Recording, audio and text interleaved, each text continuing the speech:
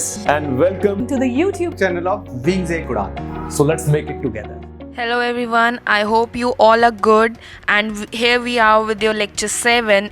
You have your MCQ series on communicable and non-communicable diseases. Okay, so let's start with your first question. Hemophilia is an example of A. Hereditary disease, B. Degenerative disease, C. Deficiency disease, or D. None of the above.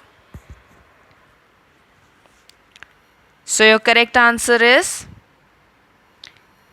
A. Hereditary disease. Basically जो तुम्हारा haemophilia है, ये तुम्हें पता ही होगा, ये होता है जेनेटिक, मतलब तुम्हारी जो जीन्स में चेंजेस होते हैं, ठीक है, तुम्हारे जीन्स में चेंजेस टेक प्लेस करते हैं, एक कोई जीन पे म्यूटेशन होती है, ठीक है, जिसकी वजह से हीमोफीलिया जो होता है वो क्या होता है, नॉर्मली क्लॉट फॉर्मेशन नहीं करने देता, ठीक है, हीमोफीलिया में क्या होता है, क्लॉट फॉर्मेशन टेक प्लेस नहीं करती है नॉर्मल, ठीक है। अब तुम्हें पता होगा वेरियस फैक्टर 8, 9 ये रिस्पॉन्सिबल होते हैं क्लॉटिंग के लिए, खून जमा करने के लिए।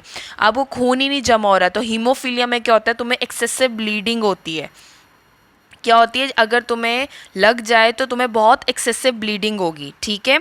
दूसरी बात जो तुम्हें हीमोफीलिया के बारे में पता होनी चाहिए, ये मेल्स में सबसे कॉमन होता है और फीमेल्स इसमें कैरियर होती हैं, ठीक है।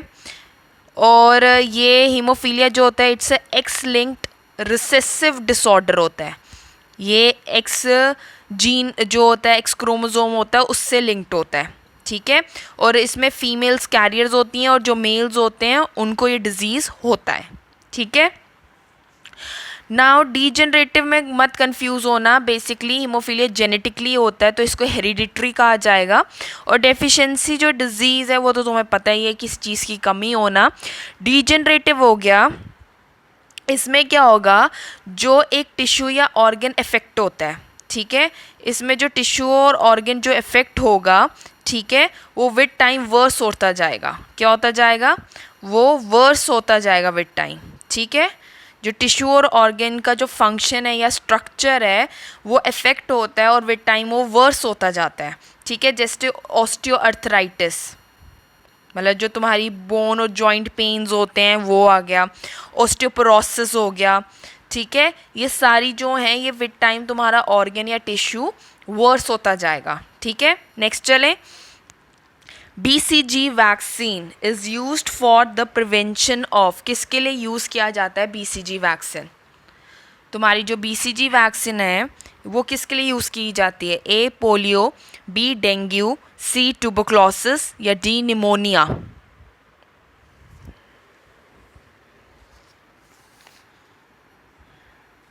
तो your correct answer is tuberculosis, C is your correct answer. Tuberculosis के लिए तुम्हारी BCG वैक्सीन यूज़ की जाती है, इसका फुल फॉर्म भी तुम्हें पता होना चाहिए, दैट इज़ बेसिले कैलमेट ग्यूरिन, ये फुल फॉर्म भी आ जाती है तो ये भी तुम्हें पता होना चाहिए, ठीक है। सो C is your correct answer, right. अब पोलियो तो तुम्हें पता है कि क्या कहते हैं, पोलियो को क्या कहा जाता है, पोलियो है ना, इन्फेंटाइल पैरालिसिस कहा जाता है इसको, ठीक है। इसके लिए ये ओरल पोलियो वैक्सीन है। जो पोलियो डेंगू क्या है, ये तुम्हारे वायरल्स हैं, और TB और निमोनिया क्या है, तुम्हारे बैक्टीरियल डिजीज़ हैं, ठीक है। डेंगू का भी पता है, येलो फीवर वगैरह पड़ा होगा, और इसमें वायरस होता है फ्लेविन राइबो वायरस और Aedes इजिप्टी, tiger mosquito. I hope मैं एक बार बोल रही हूँ कि तुम्हें याद रहे, ठीक है। ट्यूबरक्लोसिस का भी तुमने पढ़ा हुआ है। TB का तुम्हें पता है, इसको कॉच डिजीज़ भी कहा जाता है, राइट। TB को क्या कहा जाता है, कॉच डिजीज़ कहते हैं। और मॉन्टॉक्स टेस्ट में मेन पॉइंट बता रही हूँ कि तुम्हें इन टर्म्स के रिलेटेड पता हो कि क्या क्या चीज़ें होती हैं, और इसी में BCG वैक्सीन दी जाती है। ये तो तुम्हें पता है स्ट्रेप्टोकोकस न्यूमोकोकस की वजह से होता है, ठीक है। चलें आगे। Next, the disease SARS stands for, किसके लिए स्टैंड करता है, A severe acute renal syndrome, B simple acute respiratory syndrome, C severe acute respiratory syndrome, और D none of the above.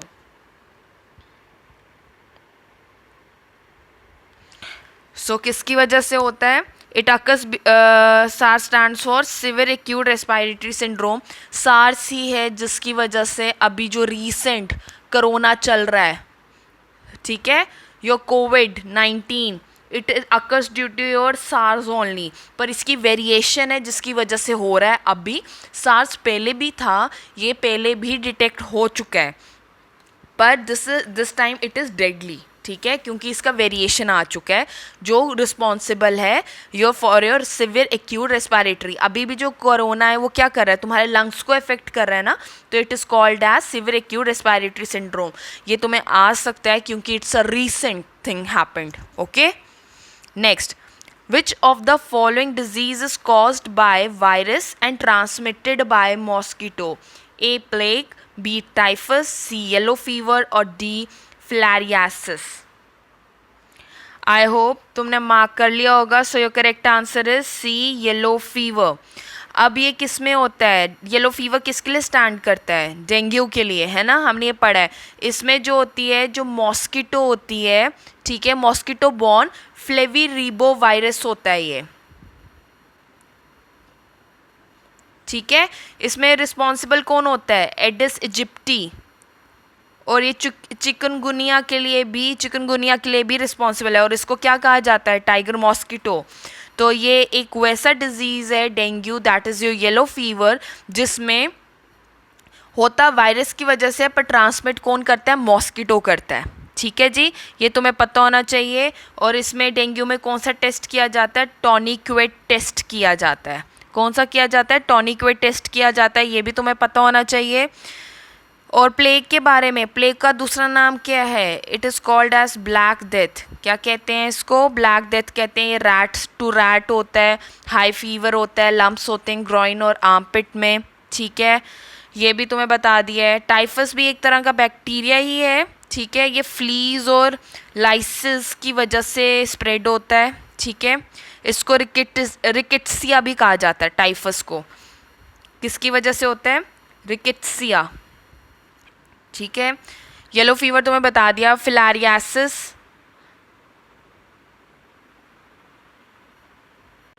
Filariasis के बारे में भी हमने पढ़ा हुआ है, यू नो इट, है ना। हमने क्या पढ़ा है इसको? ये किसकी वजह से होता है? इट हैपेंस ड्यू टू विचेरेरिया की वजह से टेक प्लेस करता है, ठीक है। हमने इसके लिए भी पढ़ा है कि इन्फेक्टेड होती है बाय फीमेल क्यूलेक्स की वजह से, और इसमें ही एलिफेंटियासिस टेक प्लेस करता है, like a resemblance to leg of an elephant. मैंने इसकी पिक्चर भी दिखाई थी, I hope you remember. It is one of a helmets, ठीक है ना। नेक्स्ट चले, मम्प इज एन, ये बहुत इजी क्वेश्चन है। It's a viral disease, bacterial disease, fungal disease और प्रोटोजोल डिजीज। ये क्या है? So it's very easy, let's move on. It is your viral disease. A is your correct answer. Patients suffering from dash are recommended for oral rehydration therapy.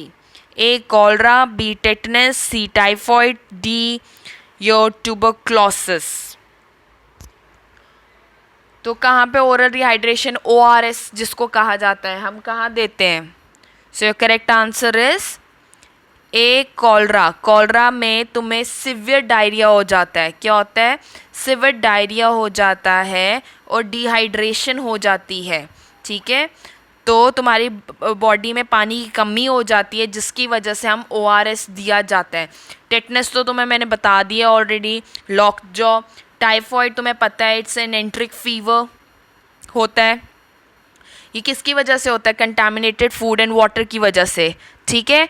And tuberculosis के बारे में मैंने already explain कर दिया है, right. Next, which of the following disease is due to an allergic reaction? A, enteric fever, B, hay fever, C, skin cancer और D, goitre. So what is your correct answer? Your correct answer is, your correct answer is B, hay fever. Allergic reaction, hay fever का दूसरा नाम है allergic rhinitis, है ना, इसको कहा जाता है। एंट्रिक फीवर तो मैंने अभी तुम्हें बताया है क्या है, टाइफॉइड, ठीक है। हे फीवर तुम्हारा, इसमें क्या होता है? इच्ची आइज हो जाती हैं, वाटरी हो जाती हैं, तुम्हें बहुत ज़्यादा स्नीजिंग होगी। स्किन कैंसर था नहीं, पीछे बच्चा गोइटर। गोइटर क्या होता है? ठीक है, इसमें क्या हो जाती है? तुम्हारी स्वेलिंग हो जाती है थायराइड ग्लैंड की, ठीक है। और यहाँ पे क्या हो जाता है, स्वेलिंग हो जाती है, इन्फ्लेमेशन हो जाती है थायराइड ग्लैंड की, और ये किसकी वजह से होता है, due to deficiency of your iodine, ठीक है, गोइटर, ये पता होना चाहिए। Next, rubella is responsible for A German measles, B 3-day measles, C mild form of measles, या D all of them. So rubella किसके लिए रिस्पॉन्सिबल है, ये थोड़ा सा ट्रिकी क्वेश्चन है। Let's see who knows it. So rubella is basically all of them. Rubella का दूसरा नाम जर्मन मीजल्स भी है, इसको 3-day मीजल्स भी कहा जाता है, और इसको एक और चीज़ है that is mild form of measles. मतलब ये मीजल्स की तरह होता है, पर जो मीजल्स है it is very contagious and even it is very infectious and contagious, मतलब ये ज़्यादा जल्दी से बढ़ता है, पर ये माइल्ड फॉर्म है। रुबेला एक उसका माइल्ड फॉर्म है, दोनों के सेम फीचर्स हैं, उसमें भी रैशेस होते हैं, उसमें भी सोर थ्रोट होती है, उसमें भी फीवर होता है, पर जो रुबेला है ये थोड़ा माइल्ड फॉर्म है, ठीक है। इसमें ज़्यादा बुखार नहीं होगा, तुम्हें ज़्यादा खांसी या ज़्यादा रैशेस नहीं होंगे, जबकि मीजल्स में बहुत बुरी हालत होती है, ठीक है। तो रुबेला को क्या कहा जाता है, जर्मन मीजल्स, 3-day मीजल्स, और व्हाट यू से, और क्या कहा जाता है, that is your mild form of measles, ठीक है। तो तुम्हें ये पता होना चाहिए कि क्या है, ठीक है। और तुम्हें मैंने पता है कि मैंने इसके लिए MMR वैक्सीन भी तुम्हें बताई हुई है, ठीक है। MMR vaccine that is measle mumps rubella की वैक्सीन भी लगती है, अब अवेलेबल है, ठीक है। तो ये तुम्हें पता होना चाहिए। Measles and rubella it's almost same, just ये है कि मीजल्स ज़्यादा सिवियर फॉर्म है और रुबेला थोड़ा सा माइल्ड फॉर्म है, ठीक है। और इसके 3 नाम हैं, ये तुम्हें पता होने चाहिए, German, 3-day measles and mild form of measles. Now which of the following human disease causes inflammation of brain? Brain की inflammation कौन cause करता है? A. Encephalitis, B. Tuberculosis, C. Osteomyelitis, D. Cholera. So what is your correct answer? A. Encephalitis, ठीक है। अब यार अगर तुम्हें नहीं टर्म्स पता हैं तो just take out your odd one out, ठीक है, जो तुम्हें पता है ऑलरेडी। टीबी तुम्हें पता है उसके बारे में, लंग्स की इन्फेक्शन है, वो ब्रेन से कोई लेना देना नहीं है उसका। कॉलरा तुम्हारे डायरिया, ORS हम जो बात कर रहे थे अभी, ये भी कैंसिल आउट हो गया। पीछे बच्चा ऑस्टियोमाइलाइटिस और इंसेफेलाइटिस। ऑस्टियो का मतलब क्या होना है, बोन, तो मतलब यहाँ पे बोन की इन्फ्लेमेशन आ गई, मतलब उसकी इन्फेक्शन है। पीछे बच्चा तुम्हारा इंसेफेलाइटिस, जहाँ पे तुम्हारे ब्रेन की इन्फ्लेमेशन टेक प्लेस करती है। So A is your correct answer. Now this is an important question. COVID-19 is caused by SARS-CoV-2। SARS की अभी मैंने फुल फॉर्म बताई, that is your severe acute respiratory syndrome. तो किसकी वजह से होता है, SARS-CoV-2, rhino virus, corona virus और सार्स कोविड, तो किसकी वजह से होता है?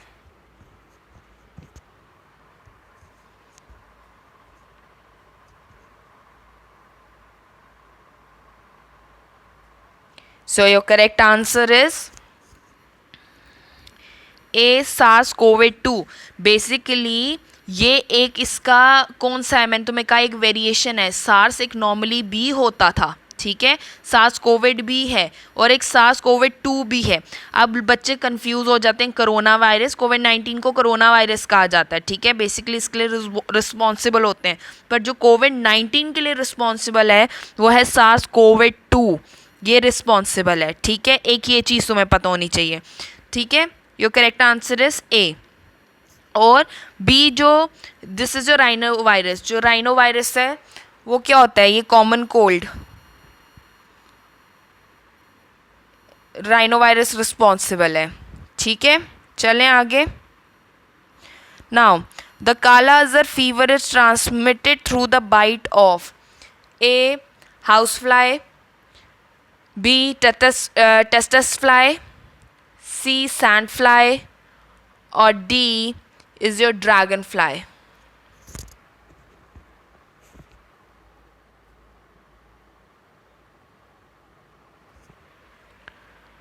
सो काला अज़हर फीवर किसकी वजह से होता है?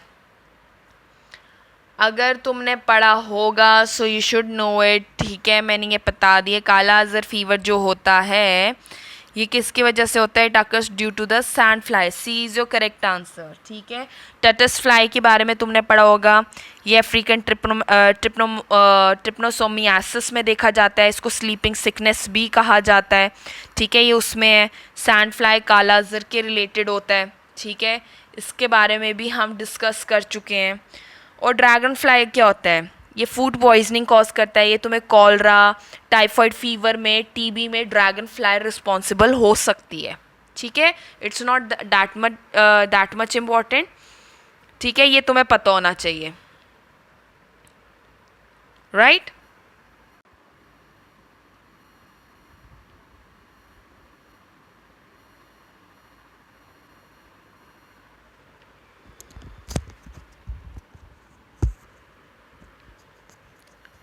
ठीक है, तो स्प्रेड ऑफ डिजीज पढ़ लिया, right. Now Widal test is used for the susceptibility of.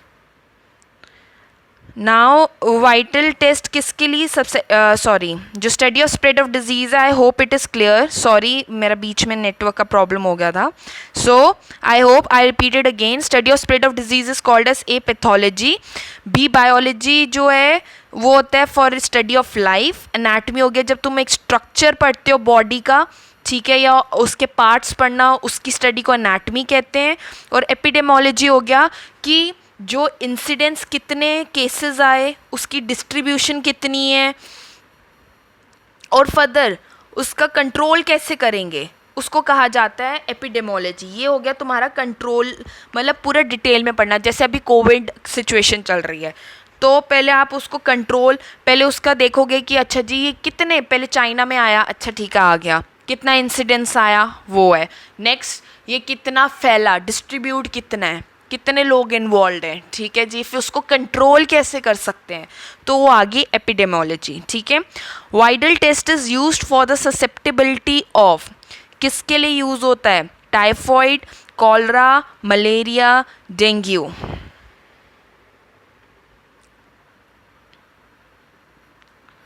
So your correct answer is A, typhoid के लिए हम वाइडल टेस्ट यूज़ किया जाता है। कॉलरा के लिए हम स्टूल्स कल्चर करते हैं, ठीक है, विद इन योर स्टूल्स उसको कल्चर किया जाता है। मलेरिया के लिए तुम्हारा ब्लड स्मेयर लिया जाता है, और ब्लड का सैंपल लेके उसमें रैपिड डायग्नोस्टिक टेस्ट करते हैं, RDT, रैपिड डायग्नोस्टिक टेस्ट किया जाता है, या एंटीजन टेस्ट करते हैं, ठीक है जी। नेक्स्ट जो तुम्हारा डेंगू है उसके लिए क्या किया जाता है? आपका RT-PCR टेस्ट किया जाता है, that is a polymerase chain reaction test होता है, एक reverse transcriptase polymerase chain reaction test होता है फॉर योर डेंगू, ठीक है। Now Alzheimer's disease in human is associated with the deficiency of Alzheimer's disease, ठीक है। ये किसके रिलेटेड है? Gamma aminobutyric acid, GABA, dopamine, glutamic acid और एसिटाइल कोलिन। सो जो अल्जीमर्स डिजीज़ है उस वो एसोसिएटेड होता है, उसमें डेफिशिएंसी होती है एसिटाइल कोलिन की। एसिटाइल कोलिन बेसिकली एक न्यूरोट्रांसमीटर है, ठीक है, जो तुम्हारे जो नर्व सेल्स का काम करता है, नर्व्स को पहुंचाता है, योर मैसेजेस वगैरह, वही काम नहीं करता है अल्जीमर डिजीज़ में, ठीक है। तो अल्जीमर डिजीज़ बेसिकली वो है, इसमें किसकी डेफिशिएंसी होती है? एसिटाइल कोलिन की, ये याद रखना। D is your correct answer. अब ये जो बाकी हैं that is GABA and dopamine, ये भी न्यूरोट्रांसमीटर्स हैं, पर अल्जीमर डिजीज़ में डेफिशिएंसी एसिटाइल कोलिन की होती है। ये तीनों जो हैं न्यूरोट्रांसमीटर्स हैं। जो तुम्हारा ग्लूटामिक एसिड है ये बेसिकली प्रोटीन बनाने के लिए हेल्प करता है, ठीक है। बाकी जो ए और बी और डी हैं ये तीनों न्यूरोट्रांसमीटर्स हैं, ठीक है, ये तुम्हें पता होना चाहिए, ठीक है। ये तुम्हारी जो नर्व्स की जो नर्व सेल्स का जो फंक्शन है उसको कंट्रोल करते हैं। अब उसी में कोई गड़बड़ हो गई तो तुम्हें अल्जीमर्स हो जाते हैं, अल्जीमर डिजीज़, ठीक है। तुम्हारा मतलब ब्रेन फंक्शन प्रॉपर नहीं हो रहा है, ठीक है। Next Viral disease can be prevented by A. Antibiotics, B. Antipyretics, C. Vaccination, or D. Tranquilizers. So, what is your correct answer? तो वायरल डिजीज हम प्रिवेंट कर सकते हैं थ्रू वैक्सीनेशन. सी, अब वायरल डिजीज़ के लिए एंटीवायरल ड्रग्स भी आते हैं. ठीक है, ऐसा नहीं है कि सिर्फ वैक्सीनेशन से. अब हमें मोस्ट अप्रोप्रिएट आंसर देखना है कि यहाँ पे क्या दिया है, हमने उसके अकॉर्डिंग चलना है. तो बहुत सारी वायरल डिजीज़ अभी मैंने करा हमने मीजल मम्प की वैक्सीन्स, आगे रुबेला के लिए है MMR वैक्सीन हमने पढ़ी, राइट. तुम्हारी कोरोना के लिए वैक्सीन्स आ चुकी हैं. So they are many of the vaccines for your viral diseases. ठीक है, बैक्टीरिया के लिए हमें हमेशा एंटीबायोटिक्स देते हैं, और पायरेटिक्स हो गया जब फीवर, इन्फ्लेमेशन वगैरह हो, जो पैरासिटामोल है, एंटीपायरेटिक ड्रग्स तब दिए जाते हैं. ठीक है, एंड ट्रैंक्विलाइजर्स दिए जाते हैं जब तुम्हें कोई स्ट्रेस हो या एंजाइटी हो, घबराहट होना, फेयर हो किसी चीज़ का, तो तब हम ट्रैंक्विलाइजर्स देते हैं. एंटीबायोटिक्स बैक्टीरियल इन्फेक्शन में देते हैं, एंटीपायरेटिक्स फीवर में देते हैं. तो पीछे रह गया वैक्सीनेशन. वैक्सीनेशन ही है जो हम वायरसेस में दिया जाता है, प्लस दूसरी चीज़ हम क्या दे सकते हैं, योर एंटीवायरल ड्रग्स. तो इनमें से दो कोई भी ऑप्शन होगा, सो you can give it, right. Let's move on. Causative agent for the chicken pox is, chicken pox के लिए कौन रिस्पॉन्सिबल है? A. Varicella zoster virus, B. Bordetella pertussis, C. Rubeola virus, or D. is your Corynebacterium diphtheria. So what is your correct answer? Your correct answer is varicella zoster virus जो है ये DNA virus होता है जो responsible होता है. ठीक है, अब इसमें तुम्हें कॉमनली अगर मैं बताऊँ तो रैशेस हो जाते हैं. ठीक है, रैश हो जाएंगे तुम्हारे ट्रंक्स क्या आ गए, तुम्हारी लेग्स और आर्म्स पे. ठीक है, फेस और लिम्स में भी हो जाते हैं. अब तो जो वैक्सीनेशन आ चुकी है फॉर योर चिकन पॉक्स के लिए भी है ना, शॉट्स लग जाते हैं चिकन पॉक्स के लिए भी वैक्सीनेशन आ चुकी है, so you can use that. ठीक है जी, या एसाइक्लोविर मेडिसिन दी जाती है. Now polydipsia is A. Urination, B. Excessive hunger, C. Excessive thirst, या D. None of the above. Polydipsia क्या है? पॉलीडिप्सिया क्या है? It is your excessive hunger. ठीक है, B is your correct answer.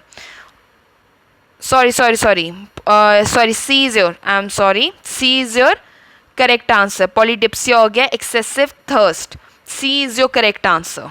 ठीक है, और एक्सेसिव हंगर के लिए क्या होता है? It is polyphagia. क्या होता है? Polyphagia. Polyphagia is excessive hunger, और एक्सेसिव थर्स्ट क्या होता है? It is polydipsia. You should know these two terms, इसमें से कुछ भी आ सकता है. ठीक है, now amoebiasis is caused by A. Trypanosoma histolytica, B. Entamoeba histolytica, C. Plasmodium vivax, या D. Entamoeba जिंजिवाइलिस.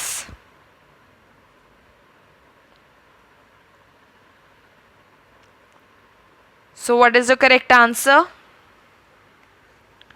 Your correct answer is B. Entamoeba histolytica. ठीक है, what is the correct answer? B. Entamoeba histolytica. ये क्या है? ये protozoan parasite होता है. ठीक है, you should no this, right.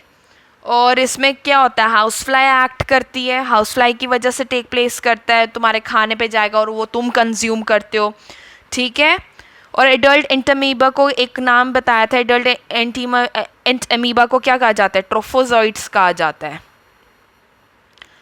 ये भी पता होना चाहिए. ठीक है, और क्या होगा एमीबा में? क्या होता है इसमें? क्या फीचर्स दिखते हैं तुम्हें? स्टूल्स होते हैं with excess of mucus and blood clots. ठीक है, आई होप ये क्लियर हो गया है. तो ये तुम्हें पता होना चाहिए. एंटेमीबा हिस्टोलिटिका, और ये तुम्हें पता ही है प्लाज्मोडियम विवैक्स किसका है?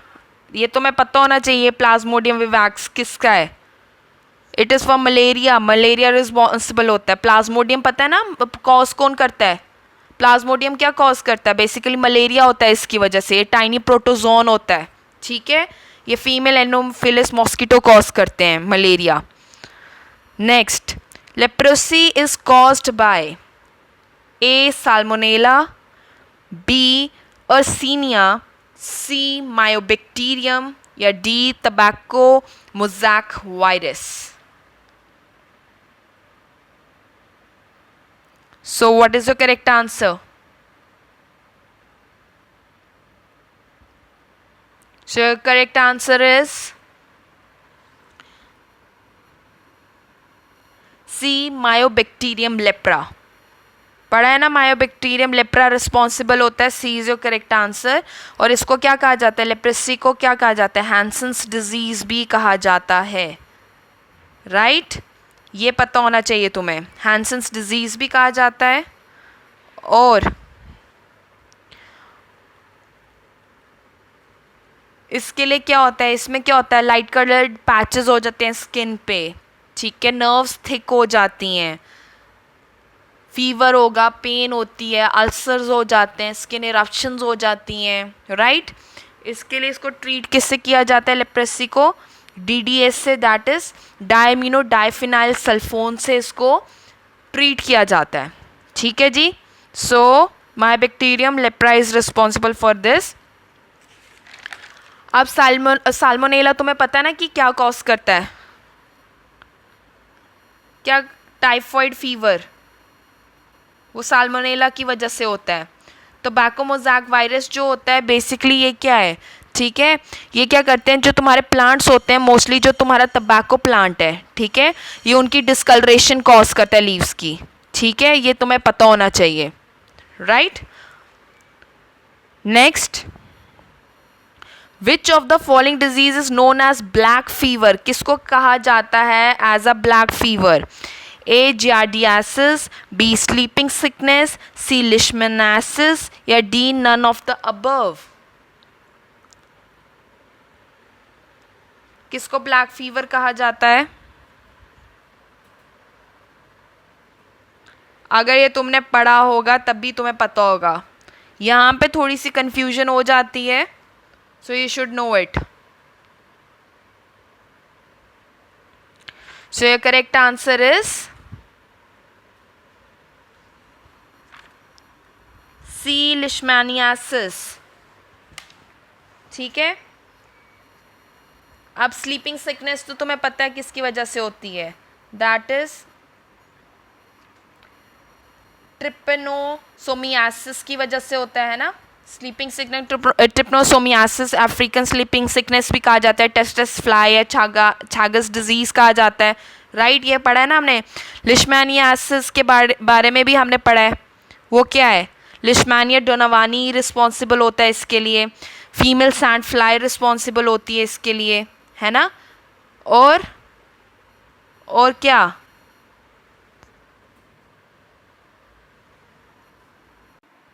राइट लिशमैनियासिस आ गया, स्लीपिंग सिकनेस भी पता चल गया, ठीक है। और जियार्डियासिस क्या होता है? जियार्डिया लैम्ब्लिया रिस्पॉन्सिबल होता है, इसमें कंटामिनेटेड फूड एंड वाटर की वजह से टेक प्लेस करता है। डन। नेक्स्ट चले, the bacteria which produces the dental caries is known as A H pylori, B lactobacilli, C E coli, D staphylococcus albus. So I guess ये पता होना चाहिए डेंटल केरीज किसकी वजह से होती हैं। It happens due to B lactobacilli. अब बच्चे कंफ्यूज हो सकते हैं इसके और इसके बीच में, ठीक है।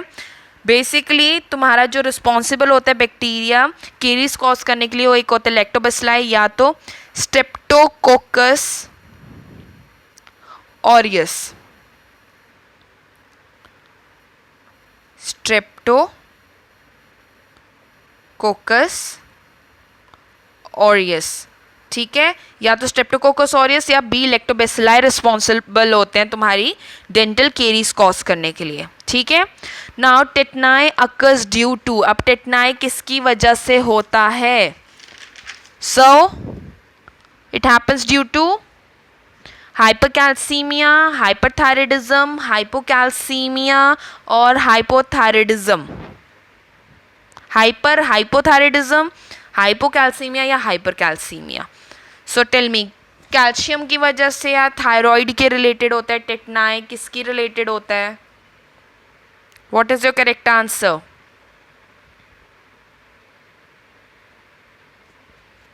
So your correct answer is hypocalcaemia. ठीक है, ये तुम्हें पता होना चाहिए.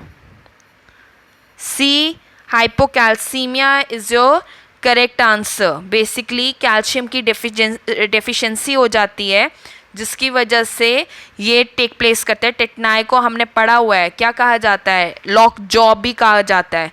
आई होप ये तुम्हें सबको पता होगा. टेटनाई को क्या कहा जाता है? लॉक जॉ कहा जाता है. ये इन्फेंट्स में देखा जाता है. आई गेस कि इसमें जो क्या होता है, इन्फेंटाइल पैरालिसिस भी पढ़ा है हमने इसमें, है ना. क्लॉस्ट्रीडियम टेटनाई की वजह से टेक प्लेस करता है. ठीक है, फिर लॉक जॉ हो जाता है. वॉलेंट्री मसल्स हमारे इफेक्ट होते हैं इसमें.